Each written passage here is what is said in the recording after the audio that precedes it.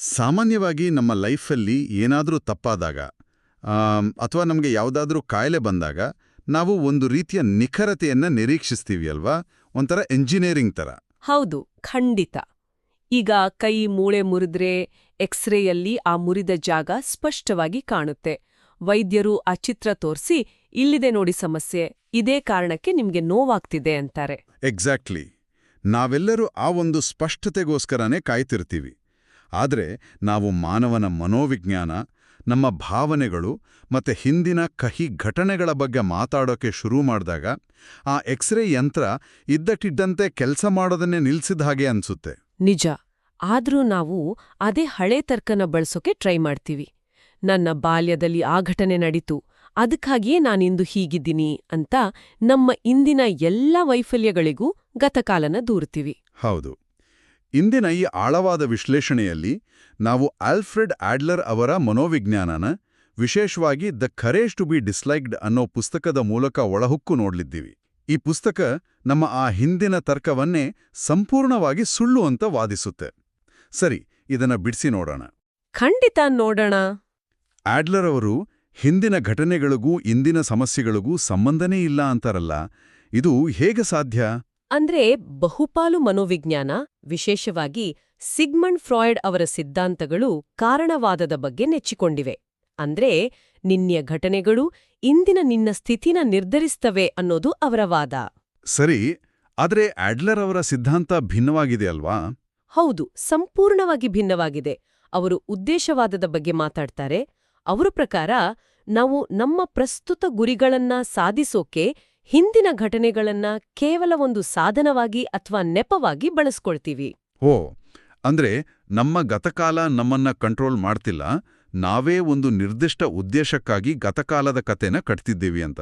ನಿಖರವಾಗಿ. ಒಂದು ನಿಮಿಷ, ಸ್ವಲ್ಪ ತಡೀರಿ. ಇದು ಕೇಳೋಕೆ ಬಹಳ ಆಕ್ಷೇಪಾರ್ಹವಾಗಿ ಕಾಣಿಸ್ತಿದೆ. ಯಾರಾದರೂ ನಿಜಕ್ಕೂ ಭೀಕರವಾದ ಆಘಾತಕ್ಕೋ ಅಥವಾ ದೌರ್ಜನ್ಯಕ್ಕೂ ಒಳಗಾಗಿದ್ರೆ ಆ ಆಘಾತ ಕೇವಲ ಒಂದು ನೆಪ ಅಂತ ಹೇಳೋದು ತೀರಾ ಅಮಾನವೀಯ ಅಲ್ವಾ? ನೀವು ಕೇಳಿದ ಈ ಪ್ರಶ್ನೆ ಬಹಳ ಮುಖ್ಯವಾದದ್ದು. ಆಡ್ಲರ್ ಅವರು ಆ ಕಹಿ ಘಟನೆಗಳು ನಡೆದೇ ಇಲ್ಲ ಅಂತಾಗಾಗ್ಲಿ ಅಥವಾ ಆ ನೋವು ಸುಳ್ಳು ಅಂತಾಗಾಗ್ಲಿ ಹೇಳ್ತಿಲ್ಲ. ಆಘಾತ ಉಂಟಾಗೋದು ವಾಸ್ತವ. ಸರಿ, ಮತ್ತೆ ಅವರ ವಿರೋಧ ಇರೋದೆಲ್ಲಿ? ಆಡ್ಲರ್ ಅವರು ವಿರೋಧಿಸೋದು ಆ ಆಘಾತವೇ ನಮ್ಮ ಇಡೀ ಭವಿಷ್ಯವನ್ನ ಬರಿದುಬಿಡುತ್ತೆ ಅನ್ನೋ ನಿಲುವನ್ನ. ನೋವು ವಾಸ್ತವ, ಆದ್ರೆ ಆ ನೋವನ್ನೇ ಗುರಾಣಿಯಾಗಿ ಮಾಡ್ಕೊಂಡು ಆ ಘಟನೆ ನಡೆದಿದ್ರಿಂದ ನಾನು ಇನ್ಮುಂದೆ ಯಾವತ್ತೂ ಸಂತೋಷವಾಗಿರಲು ಸಾಧ್ಯವೇ ಇಲ್ಲ ಅಂತ ನಿರ್ಧಾರಿಸೋದು ಒಂದು ಆಯ್ಕೆ. ಅಂದ್ರೆ ಆ ಘಟನೆಗೆ ನಾವು ಯಾವ ಅರ್ಥ ಕಲ್ಪಿಸ್ತೀವಿ ಮತ್ತೆ ಭವಿಷ್ಯದಲ್ಲಿ ಅದನ್ನ ಹೇಗೆ ಬಳಸ್ಕೊಳ್ತೀವಿ ಅನ್ನೋದು ಸಂಪೂರ್ಣವಾಗಿ ನಮ್ಮ ಕೈಯಲ್ಲಿದೆ ಅಂತ?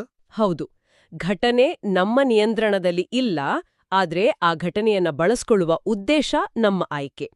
ಇದು ಇನ್ನೂ ಸ್ವಲ್ಪ ಗೊಂದಲಮಯವಾಗಿದೆ. ಒಂದು ಉದಾಹರಣೆ ತಗೊಂಡು ವಿಶ್ಲೇಷಣೆ ಮಾಡೋಣ. ಖಂಡಿತ. ಪುಸ್ತಕದಲ್ಲಿ ಬರುವ ಆ ಯುವಕನ ಉದಾಹರಣೆನೇ ತಗೊಳ್ಳಿ.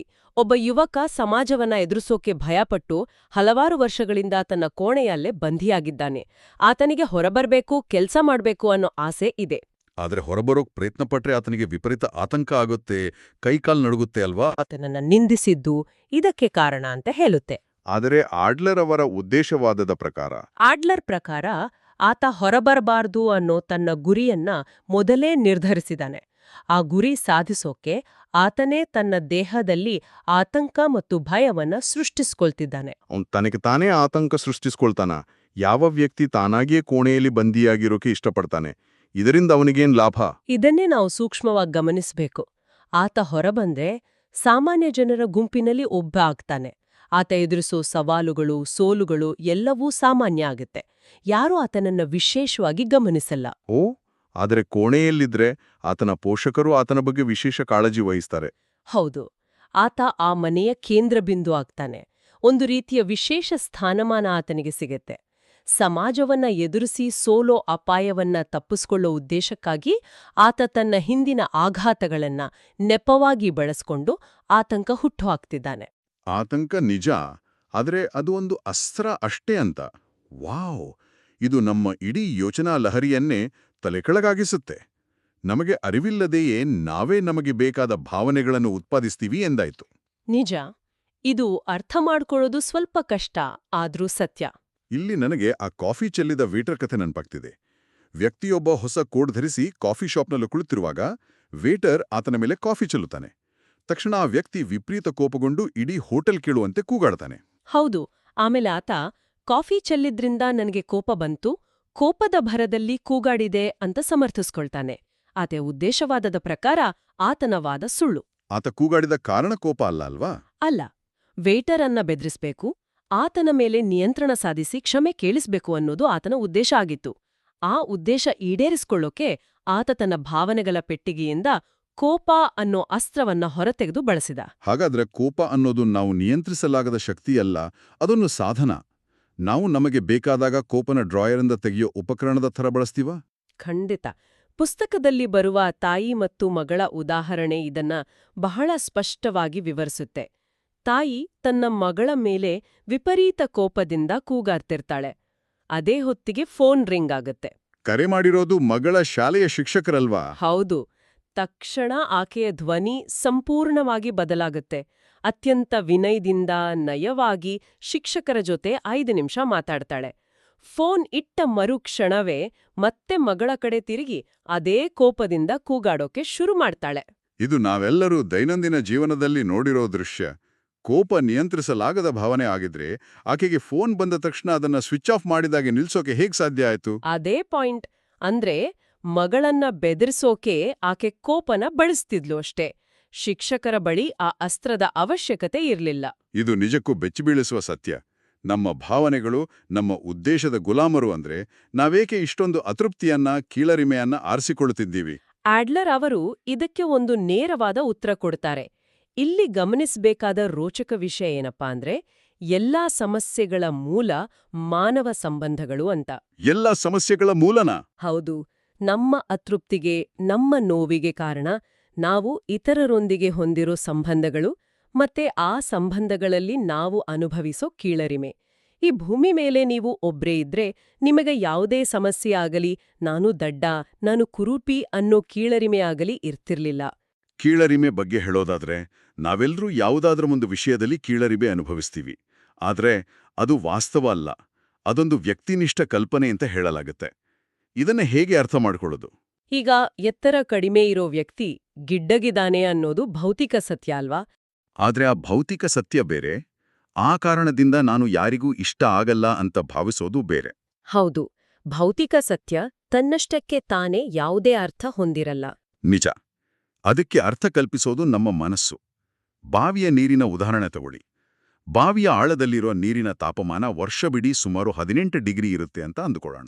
ಆದ್ರೆ ಅದೇ ನೀರು ಚಳಿಗಾಲದಲ್ಲಿ ನಮಗೆ ಬೆಚ್ಚಗೂ, ಬೇಸ್ಗೆಯಲ್ಲಿ ವಿಪರೀತ ತಂಪಾಗಿಯೂ ಅನ್ಸುತ್ತೆ. ಎಕ್ಸಾಕ್ಟ್ಲಿ. ನೀರು ಬದಲಾಗಿಲ್ಲ. ಬದಲಾಗಿರೋದು ಹೊರಗಿನ ವಾತಾವರಣ ಮತ್ತೆ ನಮ್ಮ ದೇಹದ ಅನುಭವ. ಅರ್ಥ ಆಯ್ತು. ಎತ್ತರ ಕಡಿಮೆ ಇರೋ ವ್ಯಕ್ತಿ, ನಾನು ಗಿಡ್ಡಗಿದ್ದೀನಿ, ಹಾಗಾಗಿ ನನ್ನ ಬಳಿ ಸುಳಿಯೋಕೆ ಜನರು ಇಷ್ಟಪಡಲ್ಲ ಅಂತ ಭಾವಿಸಬಹುದು. ಆದ್ರೆ ಅದೇ ವ್ಯಕ್ತಿ, ನಾನು ಎತ್ತರ ಕಡಿಮೆ ಇರೋದ್ರಿಂದ ಇತರರು ನನ್ನ ಜೊತೆ ಇದ್ದಾಗ ಯಾವುದೇ ಬೆದರಿಕೆ ಇಲ್ಲದೆ ಆರಾಮಾಗಿರ್ತಾರೆ ಅಂತ ಪಾಸಿಟಿವ್ ಆಗಿ ಕೂಡ ಯೋಚಿಸಬಹುದು. ನಿಖರವಾಗಿ. ಸಮಸ್ಯೆ ಇರೋದು ಆ ಭೌತಿಕ ಕೊರತೆಯಲ್ಲಿ ಅಲ್ಲ, ಆ ಕೊರತೆನ ನಾವು ಇತರರ ಜೊತೆ ಹೇಗೆ ತುಲನೆ ಮಾಡ್ತೀವಿ ಅನ್ನೋದ್ರಲ್ಲಿ. ಇಲ್ಲಿ ಇನ್ನೊಂದು ಸೂಕ್ಷ್ಮ ಇದೆ. ಅದೇನು? ಮುಖ ಕೆಂಪಾಗೋ ಭಯ ಇದ್ದ ವಿದ್ಯಾರ್ಥಿನಿಯ ಕಥೆ ಗಮನಿಸಿ. ಅವಳಿಗೆ ತಾನು ಇಷ್ಟಪಟ್ಟ ಹುಡುಗನಿಗೆ ಪ್ರೇಮ ನಿವೇದನೆ ಮಾಡ್ಕೊಳ್ಬೇಕು ಅನ್ನೋ ಆಸೆ ಇತ್ತು. ಆದ್ರೆ ಯಾರಾದ್ರೂ ನೋಡಿದ್ರೆ ಸಾಕು ಅವಳ ಮುಖ ತಾನಾಗೆ ಕೆಂಪಾಗ್ತಿತ್ತು. ಅವಳು ಮನೋವೈದ್ಯರ ಬಳಿ ಬಂದು, ನನ್ನ ಈ ಮುಖ ಕೆಂಪಾಗೋ ಕಾಯಿಲೆ ವಾಸಿ ಮಾಡಿ, ಆಗ ನಾನು ಆತನಿಗೆ ಪ್ರೇಮ ನಿವೇದನ ಮಾಡ್ತೀನಿ ಅಂತಾಳಲ್ವಾ? ಹೌದು. ಆದ್ರೆ ಆಡ್ಲರ್ ಅವರ ತತ್ವ ಅವಳ ಆಲೋಚನೆಯನ್ನ ಬೇರೆಯೇ ದಿಕ್ಕಿಗೆಳೆಯುತ್ತೆ. ಹೌದು. ಉದ್ದೇಶವಾದದ ಪ್ರಕಾರ ಅವಳಿಗೆ ಆ ಮುಖ ಕೆಂಪಾಗೋ ಸಮಸ್ಯೆ ವಾಸ್ತವವಾಗಿ ಬೇಕಾಗಿತ್ತು. ಅವಳು ಬೇಕಂತಲೇ ಅದನ್ನ ಉಳಿಸ್ಕೊಂಡಿದ್ಲು. ಖಂಡಿತ. ಯಾಕಂದ್ರೆ ಆಕೆ ಪ್ರೇಮ ನಿವೇದನೆ ಮಾಡಿ ಒಂದು ವೇಳೆ ಆತ ಇಲ್ಲ, ನೀನಂದ್ರೆ ನನಗಿಷ್ಟ ಇಲ್ಲ ಅಂತ ತಿರಸ್ಕರಿಸಿದ್ರೆ ಉಂಟಾಗೋ ನೋವನ್ನ ಎದುರಿಸೋ ಧೈರ್ಯ ಅವಳಿಗಿರ್ಲಿಲ್ಲ. ಆ ನೋವಿನಿಂದ ತಪ್ಪಿಸ್ಕೊಳ್ಳಕ್ಕೆ ನನ್ನ ಮುಖ ಕೆಂಪಾಗೋ ಸಮಸ್ಯೆ ಇದೆ, ಅದಕ್ಕಾಗಿಯೇ ನಾನು ಪ್ರೇಮ ನಿವೇದನೆ ಮಾಡ್ತಿಲ್ಲ ಅನ್ನೋ ನೆಪ ಆಕೆಗೆ ರಕ್ಷಾ ಕವಚ ಆಗಿತ್ತು. ಆ ಕಾಯಿಲೆ ಗುಣ ಆದ್ರೆ ಅವಳಿಗೆ ನೆಪ ಹೇಳೋ ಕಾರಣನೇ ಇರ್ತಿರ್ಲಿಲ್ಲ. ಸರಿಯಾಗಿ ಗ್ರಹಿಸಿದ್ರಿ. ನಾವು ಇತರನನ್ನ ನಮ್ಮ ಶತ್ರುಗಳ ತರ ನೋಡ್ದಾಗ ಪ್ರತಿಯೊಂದು ಸಂಬಂಧವೂ ಒಂದು ಸ್ಪರ್ಧೆ ತರ ಕಾಣುತ್ತೆ. ನಾವು ಸೋಲ್ತೀವಿ ಅನ್ನೋ ಭಯ ನಮ್ಮನ್ನ ಇಂಥ 100 ನೆಪಗಳ ಮೊರೆ ಹೋಗುವಂತೆ ಮಾಡುತ್ತೆ. ನಾವು ಜೀವನನ ಒಂದು ಓಟದ ಪಂದ್ಯ ಅಂತ ಭಾವಿಸಿದೀವಿ. ಜೀವನನ ಒಂದು ಸ್ಪರ್ಧೆಯಾಗಿ ನೋಡೋದನ್ನ ನಿಲ್ಸಿದ್ರೆ ಹೇಗಿರುತ್ತೆ ಅಂತ ಒಮ್ಮೆ ಊಹಿಸಿ. ಜೀವನ ಅಂದ್ರೆ ಇತರರನ್ನ ಹಿಂದಿಕ್ಕಿ ಅವ್ರನ್ನ ಮೆಟ್ಟಿ ಮೇಲೇರೋ ಮೆಟ್ಲುಗಳಲ್ಲ. ನಿಜ. ಎಲ್ರೂ ಒಂದು ಸಮತಟ್ಟಾದ ಮೈದಾನದಲ್ಲಿ ತಮ್ಮದೇ ಆದ ವೇಗದಲ್ಲಿ ನಡೀತಿದ್ದಾರೆ. ನನ್ನ ಪಕ್ಕದಲ್ಲಿ ನಡಿತಿರೋನು ನನ್ಗಿಂತ ವೇಗವಾಗಿ ಹೋದ್ರೆ ಅವನು ಗೆದ್ದ, ನಾನ್ ಸೋತೆ ಅಂತಲ್ಲ. ಆತನು ತನ್ನ ದಾರಿಯಲ್ಲಿ ಹೋಗ್ತಿದ್ದಾನೆ, ನಾನ್ ನನ್ನ ದಾರಿಯಲ್ಲಿ. ಇತರರು ನಮ್ಮ ಶತ್ರುಗಳಲ್ಲ, ಬದಲಿಗೆ ನಮ್ಮ ಜೊತೆಯ ಪ್ರಯಾಣಿಕರು. ಈ ದೃಷ್ಟಿಕೋನ ಜಗತ್ತನ್ನ ನೋಡೋ ರೀತಿಯನ್ನೇ ಬದಲಾಯಿಸುತ್ತೆ. ಆದ್ರೆ ನಾವು ಇತರರನ್ನ ಸಹಪಾಠಿಗಳಾಗಿ ನೋಡೋಕೆ ಪ್ರಯತ್ನಪಟ್ರು ನಮ್ಮ ಸಂಬಂಧಗಳಲ್ಲಿ ಅತಿ ದೊಡ್ಡ ಬಿರುಕು ಮೂಡೋದು ಬೇರೆಯವರ ನಿರೀಕ್ಷೆಗಳನ್ನ ಪೂರೈಸೋ ಒತ್ತಡದಿಂದ. ಹೌದು, ನಾವು ನಮ್ಮ ತಾಯಿಯ, ಬಾಸ್ನ ಅಥವಾ ಸಮಾಜದ ನಿರೀಕ್ಷೆಗೆ ತಕ್ಕಂತೆ ಬದುಕೋಕ್ ಹೋಗಿ ನಮ್ಮ ತನವನ್ನೇ ಕಳ್ಕೊಳ್ತೀವಿ. ಇದನ್ನ ಸರಿಪಡಿಸೋಕೆ ಆಡ್ಲರ್ ಅವರು ಕಾರ್ಯಗಳ ವಿಭಜನೆ ಅನ್ನೋ ಕಲ್ಪನೆನ ಮುಂದಿಡ್ತಾರೆ. ಹೌದು, ಸೆಪರೇಷನ್ ಆಫ್ ಟಾಸ್ಕ್ಸ್. ಈ ಕಾರ್ಯಗಳ ವಿಭಜನೆ ಅನ್ನೋದು ಕೇಳೋಕೆ ಸುಲಭ, ಆದರೆ ಅಳವಡಿಸ್ಕೊಳ್ಳೋದು ಅತ್ಯಂತ ಕಷ್ಟ. ಯಾವುದು ನನ್ನ ಕೆಲಸ ಮತ್ತೆ ಯಾವುದು ಇತರರ ಕೆಲಸ ಅಂತ ವಿಭಜಿಸೋದು ಅಂದ್ರೆ ನಿಖರವಾಗಿ ಏನು ಮಾಡೋದು? ಒಂದು ಉದಾಹರಣೆ ಮೂಲಕ ಇದನ್ನ ನೋಡೋಣ. ಈಗ ನಾನೊಬ್ಬ ಪೋಷಕ ಅಂತ ಅಂದ್ಕೊಳ್ಳಿ. ನನ್ನ ಮಗು ಓದಿನಲ್ಲಿ ಹಿಂದುಳಿದಿದೆ, ಟಿವಿ ನೋಡ್ತಾ ಕಾಲಹರಣ ಮಾಡ್ತಿದೆ. ಪೋಷಕನಾಗಿ ಆ ಮಗುವಿಗೆ ಓದು ಅಂತ ಬಲವಂತ ಮಾಡೋದು, ಒಡ್ದು ಬಡ್ದು ಓದಿಸೋದು ನನ್ನ ಕೆಲಸ ಅಲ್ವಾ? ಇಲ್ಲಿಯೇ ನಾವು ಎಡುತ್ತಿರೋದು. ಓದೋದು ಯಾರ ಕೆಲ್ಸ? ಆ ಕಾರ್ಯದ ಅಂತಿಮ ಪರಿಣಾಮವನ್ನ ಯಾರು ಎದುರಿಸ್ತಾರೆ? ಮಗು ಓದ್ದೇ ಇದ್ರೆ ಪರೀಕ್ಷೆಯಲ್ಲಿ ಫೇಲ್ ಆಗೋದು, ಭವಿಷ್ಯದಲ್ಲಿ ಕಷ್ಟಪಡೋದು ಆ ಮಗುನೇ. ಹಾಗಾಗಿ ಓದೋದು ಸಂಪೂರ್ಣವಾಗಿ ಮಗುವಿನ ಕೆಲ್ಸ. ಆದ್ರೆ ಹಾಗೆ ಬಿಟ್ರೆ ಮಗು ಹಾಳಾಗಲ್ವಾ? ಪೋಷಕರಾಗಿ ನಾವು ಸುಮ್ಮನೆ ಕೈಕಟ್ಟಿ ಕೂರ್ಬೇಕಾ? ಇದು ಜವಾಬ್ದಾರಿಯಿಂದ ನುಡಿಸ್ಕೊಂಡಂತೆ ಆಗಲ್ವಾ? ಕೈಕಟ್ಟಿ ಕೂರ್ಬೇಕು ಅಂತ ಆಡ್ಲರ್ ಹೇಳಲ್ಲ. ಪೋಷಕರು ಮಗುವಿಗೆ ಓದಿನ ಮಹತ್ವ ತಿಳಿಸಬಹುದು, ಅವರಿಗೆ ಬೇಕಾದ ಪುಸ್ತಕಗಳನ್ನ, ವಾತಾವರಣವನ್ನ ಒದಗಿಸಬಹುದು.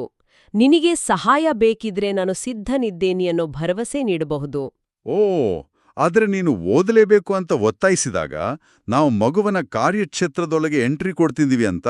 ಹೌದು, ಕುದುರೆನ ನೀರಿನ ಬಳಿ ಕರೆದೊಯ್ಯಬಹುದು, ಆದ್ರೆ ನೀರು ಕುಡಿಯೊಂತೆ ಬಲವಂತ ಮಾಡಕ್ಕಾಗಲ್ಲ. ನೀವು ಬಲವಂತ ಮಾಡಿದಷ್ಟು ಮಗುವಿಗೆ ಓದಿನ ಬಗ್ಗೆ ದ್ವೇಷ ಬೆಳೆಯುತ್ತೆ ಮತ್ತೆ ನಿಮ್ಮ ಸಂಬಂಧ ಹಾಳಾಗುತ್ತೆ. ವಯಸ್ಕರ ಜೀವನದಲ್ಲೂ ಇದು ಅಷ್ಟೇ ಪ್ರಸ್ತುತ.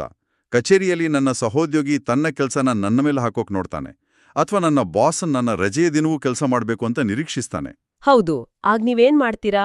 ನಾನು ಇಲ್ಲ, ಇದು ನನ್ನ ಕೆಲಸ ಅಲ್ಲ ಅಂತ ಹೇಳಿದ್ರೆ ಅವರಿಗೆ ಕೋಪ ಬರುತ್ತೆ. ಆ ಕೋಪನ ನಾನು ಎದುರಿಸ್ಬೇಕಲ್ಲ ಅನ್ನೋ ಭಯವೇ ನನ್ನನ್ನ ಹೌದು ಅನ್ನೋಕೆ ಪ್ರೇರೇಪಿಸುತ್ತೆ. ಇಲ್ಲಿ ಕಾರ್ಯಗಳ ವಿಭಜನೆನ ಸ್ಪಷ್ಟವಾಗಿ ಅನ್ವಯಿಸಿ. ನಿಮ್ಮ ಸಾಮರ್ಥ್ಯಕ್ಕೆ ಮೀರಿದ ಅಥವಾ ನಿಮ್ಮ ಗಡಿನ ದಾಟೋ ಕೆಲ್ಸಕ್ಕೆ ಇಲ್ಲ ಅಂತ ಹೇಳೋದು ನಿಮ್ಮ ಕೆಲ್ಸ. ಸರಿ, ನಾನು ಇಲ್ಲ ಅಂತ ಹೇಳಿದ ಮೇಲೆ ನನ್ನ ಬಾಸ್ ಅಥವಾ ಸಹೋದ್ಯೋಗಿ ಕೋಪಗೊಳ್ಳೋದು ಅವರ ಕೆಲಸ ಅಲ್ವಾ? ಎಕ್ಸಾಕ್ಟ್ಲಿ. ಅವರ ಕೋಪನ ಶಮನ ಮಾಡೋದು ನಿಮ್ಮ ಕೆಲ್ಸ ಅಲ್ಲ. ನಾವು ಇತರರ ಭಾವನೆಗಳ ಜವಾಬ್ದಾರಿಯನ್ನ ಹೊತ್ಕೊಳ್ಳೋಕ್ ಹೋದಾಗ್ಲೇ ಕಗ್ಗಂಟುಗಳು ಸೃಷ್ಟಿಯಾಗೋದು. ಅಲೆಕ್ಸಾಂಡರ್ ದ ಗ್ರೇಟ್ ಮತ್ತು ಗಾರ್ಡಿಯನ್ ನಾಟ್ ಕಥೆಯಂತೆ. ಹೌದು, ಆ ಕಗ್ಗಂಟನ್ನ ಯಾರೂ ಬಿಡಿಸೋಕೆ ಸಾಧ್ಯ ಆಗದಿದ್ದಾಗ ಅಲೆಕ್ಸಾಂಡರ್ ಅದನ್ನ ಬಿಡಿಸೋ ಬದ್ಲು ತನ್ನ ಕತ್ತಿಯಿಂದ ಒಂದೇ ಏಟಿಗೆ ಕತ್ತರಿಸಿದ. ನಮ್ಮ ಸಂಬಂಧಗಳಲ್ಲಿರುವ ನಿರೀಕ್ಷೆಗಳ ಕಗ್ಗಂಟನ್ನ ಅವರು ಏನಂದುಕೊಳ್ತಾರೋ ಅನ್ನೋ ಭಯವನ್ನ ನಾವು ಹೀಗೆಯೇ ಕತ್ತರಿಸಬೇಕು. ಇತರರ ನಿರೀಕ್ಷೆಗಳನ್ನ ಪೂರೈಸೋಕ್ ಬದುಕುದು ಅಂದ್ರೆ ನಮ್ಮದೇ ಜೀವನವನ್ನ ನಾವು ವಂಚಿಸಿದಂತೆ. ಇಲ್ಲಿಯೇ ಆಡ್ಲರ್ ಅವರ ಆ ಪ್ರಸಿದ್ಧ ಹಾಗೂ ಕಠಿಣವಾದ ಮಾತು ಬರುತ್ತೆ. ಸ್ವಾತಂತ್ರ್ಯ ಎಂದರೆ ಇತರರಿಂದ ದ್ವೇಷಿಸಲ್ಪಡುವುದು ಅಂತ. ಯಾರಾದ್ರೂ ನಮ್ಮನ್ನ ದ್ವೇಷಿಸ್ತಿದ್ದಾರೆ ಅಂದ್ರೆ ನಾವು ತಪ್ಪು ಮಾಡ್ತಿದ್ದೀವಿ ಅಂತಲ್ಲ, ನಾವು ಇತರರ ನಿರೀಕ್ಷೆಗಳಿಗೆ ತಲೆಬಾಗದೆ ನಮ್ಮ ಸ್ವಂತ ತತ್ವಗಳಿಗೆ ಬದ್ಧರಾಗಿ ಮುಕ್ತವಾಗಿ ಬದುಕ್ತಿದ್ದೀವಿ ಅಂತ. ಎಲ್ಲರನ್ನೂ ಮೆಚ್ಚಿಸೋಕ್ ಹೊರಡೋದು ಗುಲಾಮಗಿರಿಯ ಇನ್ನೊಂದು ರೂಪ. ನಿಖರವಾಗಿ. ನಿಮ್ಮ ಜೀವನದ ದಿಕ್ಕನ್ನ ನೀವು ನಿರ್ಧರಿಸಿದಾಗ ಕೆಲವರು ಅಸಮಾಧಾನಗೊಳ್ಳೋದು ಸಹಜ. ಆ ಅಸಮಾಧಾನವನ್ನ ಎದುರಿಸೋ ಧೈರ್ಯ ಇದ್ದಾಗ ಮಾತ್ರ ನೀವು ನಿಜವಾದ ಸ್ವಾತಂತ್ರ್ಯನ ಅನುಭವಿಸ್ತೀರ. ಸರಿ, ಈಗ ನಾವು 3 ಪ್ರಮುಖ ಹಂತಗಳನ್ನ ದಾಟಿದೆವು.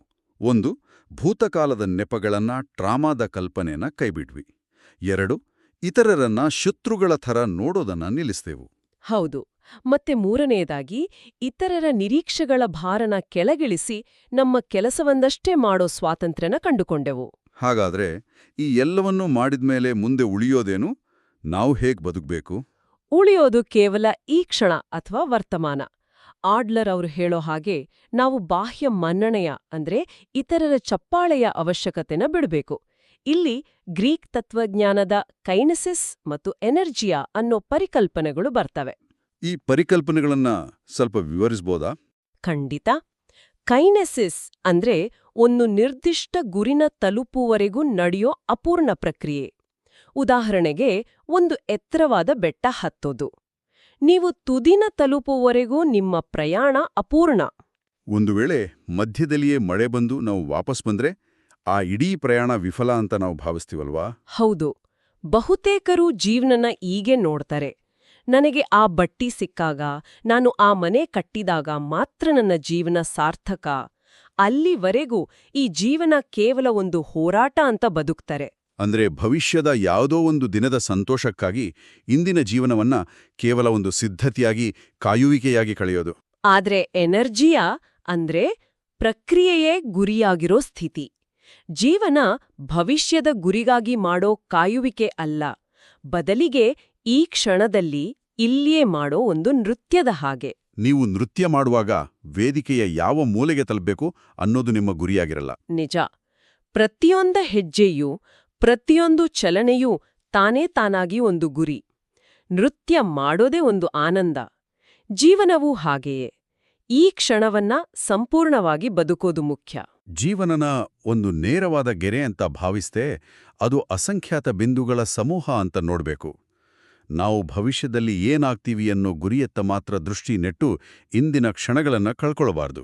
ಹೌದು, 100% ನಿಜ. ಸರಿ, ಆದ್ರೆ ಕೇವಲ ನೃತ್ಯ ಮಾಡ್ತಾ ಯಾರಿಗೂ ಉತ್ತರದಾಯಿಯಾಗಿರದೆ ಬದುಕೋದು ಸ್ವಾರ್ಥ ಆಗಲ್ವಾ? ನಾವು ಸಮಾಜದಲ್ಲಿ ಹೇಗೆ ಅರ್ಥಪೂರ್ಣವಾಗಿರೋಕ್ ಸಾಧ್ಯ? ಅದಕ್ಕೆ ಆಡ್ಲರ್ ಅವರು 3 ಪ್ರಮುಖ ಹೆಜ್ಜೆಗಳನ್ನು ವಿವರಿಸ್ತಾರೆ. ತನ್ನನ್ನ ತಾನು ಒಪ್ಕೊಳ್ಳೋದು, ಇತರರನ್ನ ನಂಬೋದು, ಮತ್ತೆ ಇತರರಿಗೆ ಕೊಡುಗೆ ನೀಡೋದು. ತನ್ನನ್ನ ತಾನು ಒಪ್ಕೊಳ್ಳೋದು ಅಂದ್ರೆ ನಮಗೆ ಬದಲಾಯಿಸೋಕೆ ಸಾಧ್ಯವಾಗದ ವಿಷಯಗಳನ್ನ ಶಾಂತಿಯಿಂದ ಒಪ್ಕೊಳ್ಳೋದು, ಮತ್ತೆ ನಮ್ಮ ಕೈಯಲ್ಲಿರೋದನ್ನ ಬದಲಾಯಿಸೋ ಧೈರ್ಯ ಹೊಂದೋದು. 2ನೇ ದಾರಿ, ಇತರರನ್ನ ಯಾವುದೇ ಷರತ್ತುಗಳಿಲ್ದೆ ನಂಬೋದು.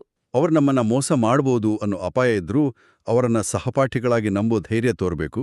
ಮತ್ತೆ 3ನೇದು, ಇತರರಿಗೆ ಕೊಡುಗೆ ನೀಡೋದು. ಇದು ಮತ್ತೆ ಇತರರ ಮೆಚ್ಚುಗೆಗಾಗಿ ಕೆಲಸ ಮಾಡಿದ ಹಾಗೆ ಆಗಲ್ವಾ? ಖಂಡಿತ ಇಲ್ಲ. ಇತರರು ನನ್ನನ್ನ ಮೆಚ್ಕೊಳ್ಳಿ ಅಂತ ಮಾಡೋ ಕೆಲ್ಸ ಕೊಡುಗೆ ಅಲ್ಲ, ಅದು ವ್ಯಾಪಾರ. ನಿಜವಾದ ಕೊಡುಗೆ ಅಂದ್ರೆ ನಾನೀ ಸಮಾಜಕ್ಕೆ, ನನ್ನ ಸುತ್ತಲಿನ ಜನರಿಗೆ ಉಪಯುಕ್ತವಾಗಿದ್ದೀನಿ ಅನ್ನೋ ಆಂತರಿಕ ಸಮುದಾಯ ಭಾವನೆ. ಓ, ಇದು ಕೇವಲ ನಾ ಮಾಡೋ ಕೆಲ್ಸಗಳಿಗೆ ಸೀಮಿತ ಅಲ್ಲ ಅಂತ? ಹೌದು. ನಾವು ಕೇವಲ ಭೌತಿಕ ಕೆಲಸಗಳಿಂದ ಮಾತ್ರವಲ್ಲ, ನಮ್ಮ ಅಸ್ತಿತ್ವದಿಂದಲೇ ಇತರರಿಗೆ ಕೊಡುಗೆ ನೀಡಬಹುದು. ಅಸ್ತಿತ್ವದಿಂದಲೇ ಕೊಡುಗೆ ನೀಡೋದಂದ್ರೆ ಏನು? ತೀವ್ರ ಅನಾರೋಗ್ಯದಿಂದ ಆಸ್ಪತ್ರೆಯ ಹಾಸಿಗೆಯಲ್ಲಿ ಪ್ರಜ್ಞಾಹೀನ ಸ್ಥಿತಿಯಲ್ಲಿ ಮಲ್ಗಿರೋ ವಯಸ್ಸಾದ ತಾಯಿಯನ್ನ ಕಲ್ಪಿಸ್ಕೊಳ್ಳಿ. ಆಕೆ ಅಡ್ಗೆ ಮಾಡ್ತಿಲ್ಲ, ಹಣ ಗಳಿಸ್ತಿಲ್ಲ, ಕನಿಷ್ಠ ಮಾತಾಡ್ತೂ ಇಲ್ಲ. ಭೌತಿಕವಾಗಿ ಆಕೆ ಯಾವ ಕೆಲಸವನ್ನೂ ಮಾಡ್ತಿಲ್ಲ. ಆದ್ರೆ ಆಕೆ ಕೇವಲ ಉಸಿರಾಡ್ತಾ ಬದುಕಿದ್ದಾಳೆ ಅನ್ನೋ ಒಂದೇ ಒಂದು ವಿಷಯ ಆಕೆ ಮಕ್ಕಳಿಗೆ, ಕುಟುಂಬಕ್ಕೆ ಎಷ್ಟು ದೊಡ್ಡ ಸಮಾಧಾನ ಮತ್ತೆ ಬಲ ಕೊಡುತ್ತೆ ಅಲ್ವಾ? ಖಂಡಿತ. ಆಕೆಯ ಅಸ್ತಿತ್ವವೇ ಅಲ್ಲಿ ಒಂದು ಅಗಾಧವಾದ ಕೊಡುಗೆ. ನಾವು ಸದಾ ಏನಾದ್ರೂ ಸಾಧಿಸ್ತಲೇ ಇರಬೇಕಾಗಿಲ್ಲ, ನಮ್ಮ ಇರುವಿಕೆಯೇ ಮೌಲ್ಯಯುತವಾದದ್ದು. ಇದು ಎಂಥ ಸುಂದರವಾದ ಮತ್ತೆ ಮನಕಲ್ಕುವ ಉದಾಹರಣೆ. ನಮ್ಮ ಮೌಲ್ಯವನ್ನ ನಾವು ಮಾಡೋ ಕೆಲಸದ ಆಧಾರದ ಮೇಲೆ ಅಳೆಯೋ ಬದಲು ನಮ್ಮ ಅಸ್ತಿತ್ವದ ಆಧಾರದ ಮೇಲೆ ಅಳೆಯೋದು. ಹೌದು. ಅದಕ್ಕಾಗಿಯೇ ಆಡ್ಲರ್ ಅವರ ಮನೋವಿಜ್ಞಾನವನ್ನ ಕೇವಲ ರೋಗ ನಿರ್ಣಯದ ವಿಜ್ಞಾನ ಅಂತ ಕರೀದೆ ಧೈರ್ಯದ ಮನೋವಿಜ್ಞಾನ ಅಂತ ಕರೆಯಲಾಗತ್ತೆ. ನಮ್ಮ ಅಸಂತೋಷಕ್ಕೆ ನಾವು ನಮ್ಮ ಹಿಂದಿನ ಘಟನೆಗಳನ್ನ ಅಥವಾ ನಮ್ಮ ಸುತ್ತಲಿನ ಜನರನ್ನ ದೂಷಿಸುವುದು ಬಹಳ ಸುಲಭ. ಅದು ನಮ್ಗೆ ಒಂಥರ ನೆಮ್ಮದಿ ಕೊಡುತ್ತೆ. ಆದ್ರೆ ನನ್ನ ಜೀವನದ ಜವಾಬ್ದಾರಿ ಸಂಪೂರ್ಣವಾಗಿ ನನ್ನದೇ. ನನ್ನ ಪ್ರತಿಕ್ರಿಯೆಗಳನ್ನ ನಾನೇ ಆರಿಸಿಕೊಳ್ಳಬಲ್ಲೆ ಅನ್ನೋದನ್ನ ಒಪ್ಕೊಳ್ಳೋಕೆ ಎದೆಯುಬ್ಬಿಸಿದ ಧೈರ್ಯ ಬೇಕು. ನಾವೀಗ ಕಾರ್ಯಕ್ರಮದ ಮುಕ್ತಾಯದ ಹಂತಕ್ಕೆ ಬಂದಿದ್ದೀವಿ. ಈ ಸುದೀರ್ಘ ಚರ್ಚೆಯ ಸಾರಾಂಶವನ್ನ ಒಮ್ಮೆ ಮೆಲುಕು ಹಾಕೋಣ. ಆರಂಭದಲ್ಲಿ ನಾವು ಮುರಿದ ಕೈ ಮತ್ತೆ ಎಕ್ಸ್ರೇ ಯಂತ್ರದ ಬಗ್ಗೆ ಮಾತಾಡಿದ್ವಿ. ಹೌದು. ಎಲ್ಲದಕ್ಕೂ ಕಣ್ಣಿಗೆ ಕಾಣೋ ಹಿಂದಿನ ಒಂದು ಕಾರಣ ಬೇಕು ಅಂತ ನಾವು ಹಂಬಲಿಸ್ತೀವಿ. ಆದ್ರೆ ಆಡ್ಲರ್ ನಮ್ಗೆ ಹೇಳ್ಕೊಳ್ಳೋದೇನಪ್ಪಾ ಅಂದ್ರೆ, ನಮ್ಮ ಮನಸ್ಸಿನ ಅಥವಾ ಜೀವನದ ಸಮಸ್ಯೆಗಳಿಗೆ ಆ ಹಿಂದಿನ ಕಾರಣಗಳ ಎಕ್ಸ್ರೇ ಹುಡುಕೊಂಡು ಹೋಗೋದ್ರಲ್ಲಿ ಅರ್ಥ ಇಲ್ಲ. ಆ ಯಂತ್ರಣ ಪಕ್ಕಕ್ಕಿತ್ತು ನಮ್ಮ ಪ್ರಸ್ತುತ ಉದ್ದೇಶದತ್ತ ನಾವು ಗಮನ ಹರಿಸಬೇಕು.